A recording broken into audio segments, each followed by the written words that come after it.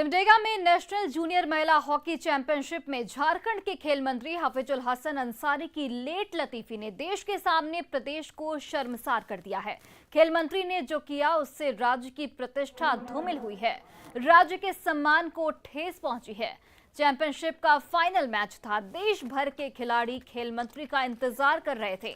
Final match दोपहर 3 बजे से शुरू होना था, जिसके मुख्य अतिथि थे झारखंड के खेल मंत्री हफीजुल हसन। लेकिन खेल मंत्री देर से पहुंचे, वो भी 1-2 मिनट नहीं बल्कि पूरे 22 मिनट की देरी से।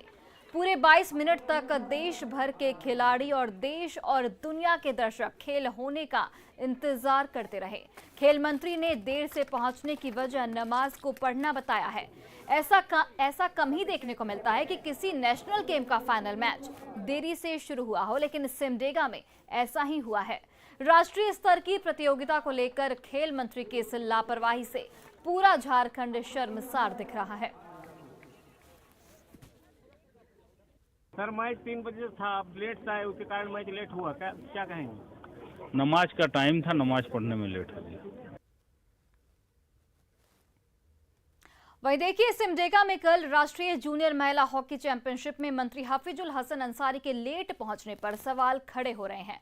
आज जब न्यूज़ 18 ने मंत्री से उनकी लेट लतीफी का कारण पूछा तो वो सीधे भड़क उठे और उन्होंने गैर जिम्मेदाराना व्यवहार करते हुए बिना सवालों के जवाब दिए अपनी गाड़ी में बैठकर चलते बने। गुस्साने की जरूरत नहीं, गुस्साने का नहीं, ये सब फालतू सवाल मत कीजिए। मेरा 5 मिनट लेट हुआ है। रास्ता में हम बोले ना कार्यकर्ता का हुजूम था। 23 मिनट का लेट था मंत्री जी, 23 मिनट का लेट। नहीं 23 मिनट, 5 मिनट का लेट, 5 मिनट का लेट। अभी समय नहीं है। कहा जा रहा है कि झारखंड की जो 3-2 से हार हुई, खिलाड़ी वार्म अप थे, आपके लेट आने की वजह से एक मैच बात करने मंत्री खेल को खेल के तरह। और सिमडेगा में राष्ट्रीय जूनियर महिला हॉकी चैंपियनशिप के फाइनल मैच के दौरान मंत्री जी की लेट लतीफी हर जगह चर्चा में है। न्यूज़ 18 ने इस मामले पर खेल मंत्री से लगातार उनकी प्रतिक्रिया जानने की कोशिश की। हम इसका जवाब जानने विधानसभा भी पहुंचे। हमने उनसे जानना चाहा कि क्या वास्तव में नेशनल स्तर के फाइनल मैच के समय को क्या एक मंत्री की लेट लतीफी की वजह से बदला जा सकता है। हम लगातार मंत्री जी से सवाल पूछते रहे, लेकिन मंत्री जी हर सवाल पर हमें घूरते रहे और जवाब देने से बचते रहे, साथ ही अपनी जिम्मेदारी से भी भागते रहे। खेल मंत्री हफीजुल हसन अंसारी से बात करने की कोशिश की न्यूज़ 18 से हमारे संवाददाता संजय कुमार सिन्हा ने।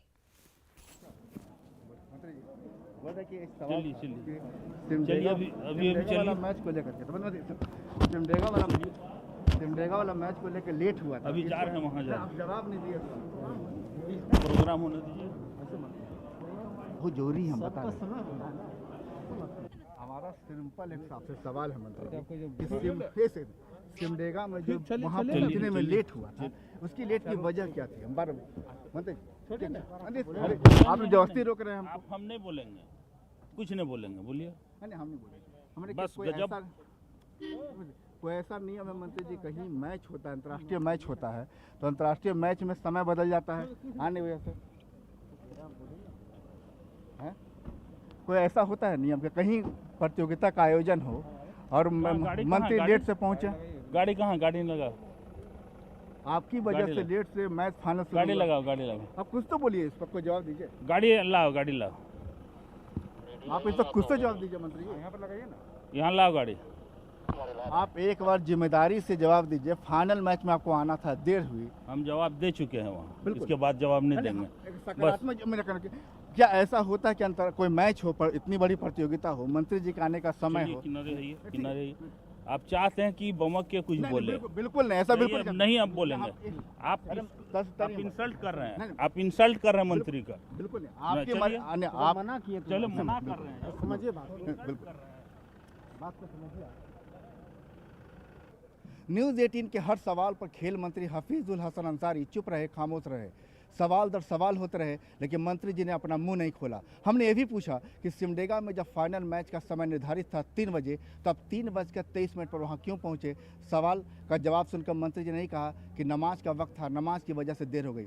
हमने फिर सवाल पूछा, क्या किसी मुस्लिम कंट्री में अगर ऐसा कोई मैच होता है तो क्या नमाज की वजह से समय में परिवर्तन किया जाता है? उन्होंने चुप रहे, फिर भी वो चुप रहे, खामोश रहे। अंत में उन्होंने किसी भी सवाल का जवाब नहीं दिया और अपनी जिम्मेदारी से भागते हुए सीधे अपनी कार में जा बैठे। Cameraman Sanjay Kumar Sinha, news 18, Ranchi. वही देखिए, नेशनल हॉकी चैंपियनशिप के फाइनल मैच के 22 मिनट की देरी से शुरू होने पर झारखंड शर्मसार है। खेल मंत्री के इस आयोजन में देर से आने पर जेएमएम ने सफाई दी है और इसे बीजेपी मानसिकता वाले लोगों के दिमाग की उपज बताया है। इधर कांग्रेस ने भी नमाज की वजह से खेल में देरी और इसी वजह से झारखंड की हार पर मंत्री का बचाव किया है। वहीं बीजेपी ने जेएमएम की सफाई को हास्यास्पद बताया है। साथ ही इस मुद्दे पर सेकुलर गैंग की चुप्पी पर भी सवाल उठाए हैं। कहीं न कहीं ये जो भाजपा मानसिकता वाले लोग हैं उनकी दिमाग की उपज है। ये बस हर एंगल में ध्रुवीकरण देखते हैं, वैसी बात नहीं है। इस तरह की हल्की बातें नहीं करनी चाहिए। खिलाड़ी एक दूसरे के प्रतिद्वंदी होते हैं और उसमें जो मैच होता है उसमें हार जीत का फैसला होता है। इसलिए मंत्री रहे अथवा नहीं रहे, खिलाड़ियों को खेलना है। इसलिए हमको लगता है कि जुम्मा कोई बाधा नहीं बना है, नमाज कोई बाधा नहीं बना है। देश के खेल इतिहास में ये पहली बार हुआ है कि मुख्य अतिथि के नमाज पढ़ने में के कारण पूरा जो मैच है वो 25-30 मिनट विलंब से शुरू हुआ और इस मैच का सीधा प्रसारण 196 देशों में हो रहा था। तो आप सोच सकते हैं कि झारखंड की पूरे राष्ट्रीय और अंतर्राष्ट्रीय स्तर पर कितनी बदनामी हुई होगी। इमेजिन करें कि कोई मुख्य अतिथि हनुमान जी की आरती के कारण अगर विलंब से पहुंचता तो पूरे देश का जो तथाकथित सेकुलर और लिबरल गिरोह है वो आज एक सुर में खड़ा होता।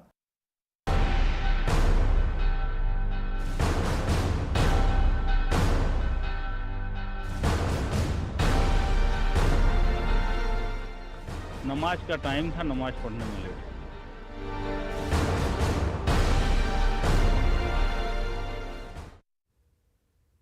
और पलामू में ग्राहक सेवा केंद्र को लूटकर भाग रहे अपराधियों की लोगों ने जमकर पिटाई की। चैनपुर थाना के बरार गांव स्थित ग्राहक सेवा केंद्र की ये पूरी घटना बताई जा रही है। तो पलामू में ग्राहक सेवा केंद्र को लूटकर भाग रहे अपराधियों की पिटाई की गई। सेंटर से 2.5 लाख रुपए लूटकर ये अपराधी भाग रहे थे और घेरने पर अपराधियों ने ग्रामीणों पर फायरिंग भी की। इस पिटाई का वीडियो सोशल मीडिया पर जमकर वायरल हो रहा है। कल 4 हथियारबंद अपराधियों ने ग्राहक सेवा केंद्र से करीब 2.5 लाख रुपए लूट लिए थे। लूटकर भागने के क्रम में जब केंद्र के प्रतिनिधि सत्येंद्र विश्वकर्मा ने शोर मचाया तब ग्रामीण जुटे और भाग रहे लुटेरों को घेर लिया।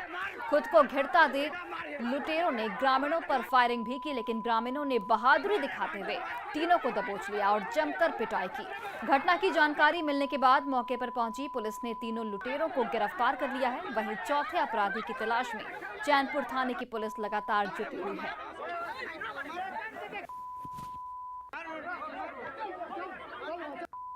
और पलामू से हमारे सहयोगी संजय भारती फोन लाइन पर जुड़ गए हैं।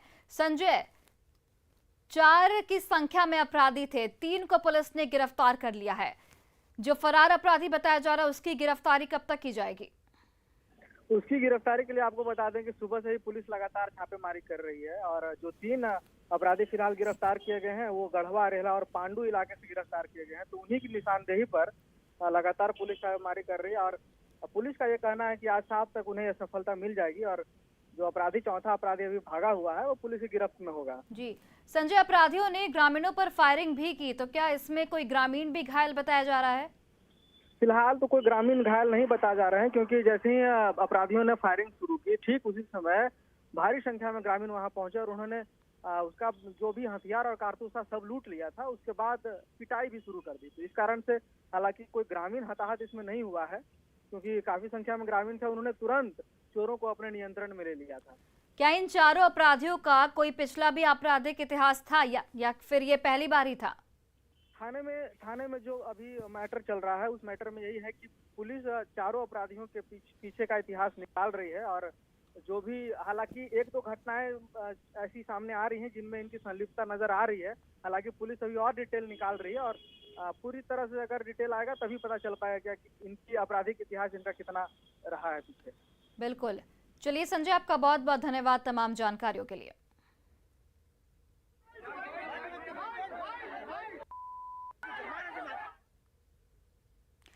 कोडरमा में चोरों का आतंक लगातार जारी है। चोरों ने तिलैया थाना क्षेत्र के चित्रगुप्त नगर वार्ड नंबर 24 से एक घर के बाहर से ई रिक्शा की चोरी कर ली। सीसीटीवी में चोरी की घटना कैद हो गई है। पीड़ित प्रवीण कुमार भगत ने थाने में आवेदन दिया है। सीसीटीवी में साफ देखा जा सकता है कि दो व्यक्ति ई रिक्शा को लेकर जा रहे हैं। इसमें एक बाइक पर सवार है जबकि दूसरा व्यक्ति ई रिक्शा को ठेलते हुए दिख रहा है। पीड़ित ने पुलिस को सीसीटीवी फुटेज सौंपकर चोरों की तलाश करने और ई रिक्शा बरामद करने की गुहार लगाई है।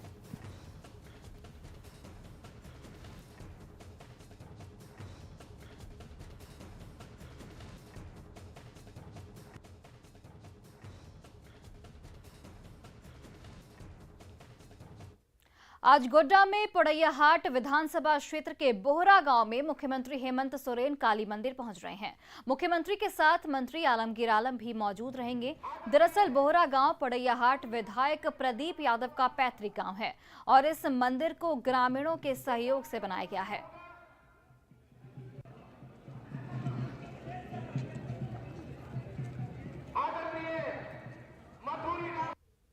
ये वो भव्य मंदिर है जिसका उद्घाटन आज सूबे के मुख्यमंत्री हेमंत सोरेन करेंगे।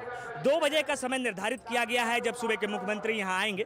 हम अंदर चलकर इस मंदिर की वो हर तस्वीरें दिखा देते हैं कि आखिर किस तरीके से इस मंदिर को बनाया गया है और क्या खास है जो आज मुख्यमंत्री यहाँ पर आएंगे।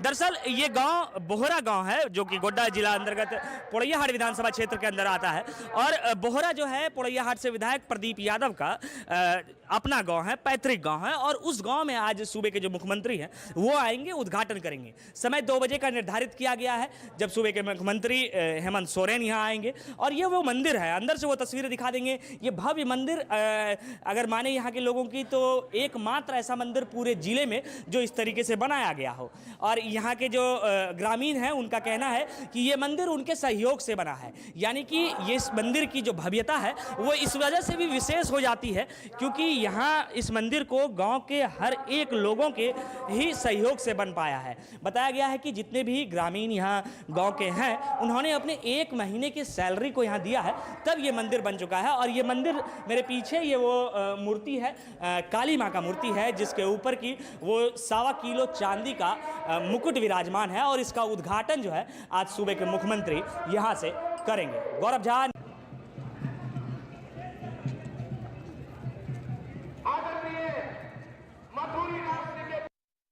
देखिए, उद्घाटन तो यहाँ के स्थानीय लोग ही करेंगे।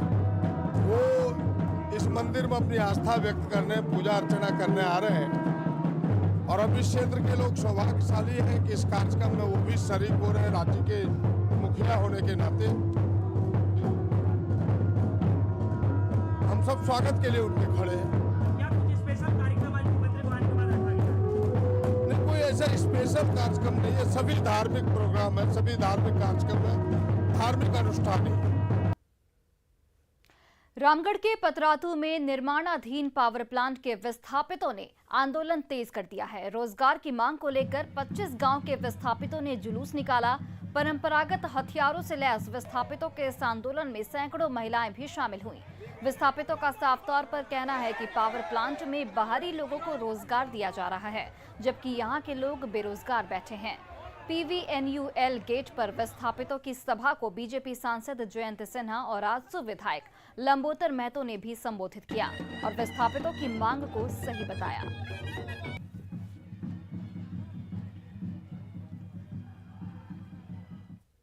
बिल्कुल अनुकूल आंदोलन है। हम लोगों ने हरदम इसका समर्थन किया है। आज भी हम इसके समर्थन में खड़े हैं और आगे जो भी कुछ हम लोगों को विस्थापित जो गांव हैं उनकी जो मांगे हैं उनको पूरा करने के लिए करना होगा। दर्द ठोकर खा रहे हैं, भूखमरी के कगार पर है। निश्चित रूप से जो भी यहाँ पर PVNUL प्रबंधन के पदाधिकारी हैं उन्हें होश में आना होगा। स्थानीय लोगों को, विस्थापितों को प्राथमिकता देनी होगी। उन सभी लोगों को रोजगार देना होगा, अन्यथा ये आंदोलन नहीं रुकेगा। वही देखिए, पानी का संरक्षण और साफ पानी की सभी वर्गों तक पहुंच भारत के विकास में संघर्ष का बड़ा मुद्दा है। आखिर क्या है वो रास्ता और वो तरीके जिससे देश के विकास को तेजी दी जा सके? Public health engineering specialist Indira Chakravarti ने इस मुद्दे पर अपनी राय दी।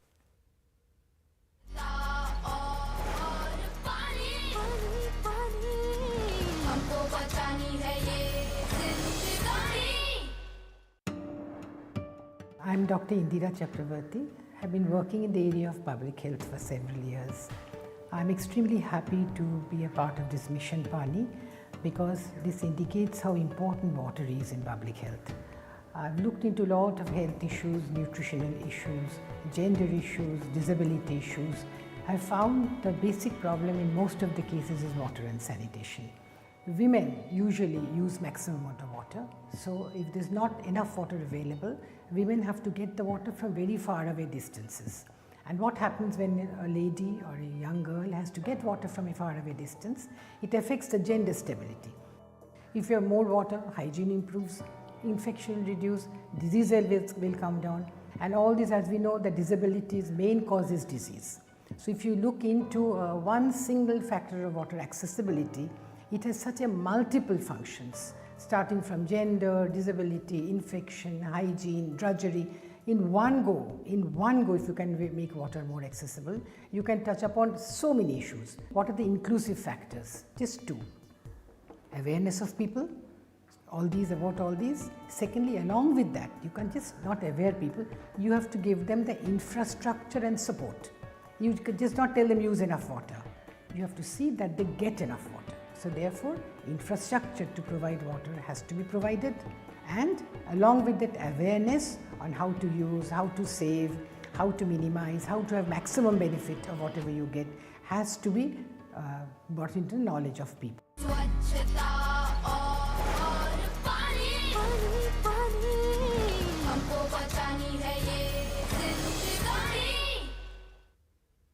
और फिलहाल इस बुलेटिन में बस इतना ही। आप देखते रहिए न्यूज़ 18 बिहार झारखंड।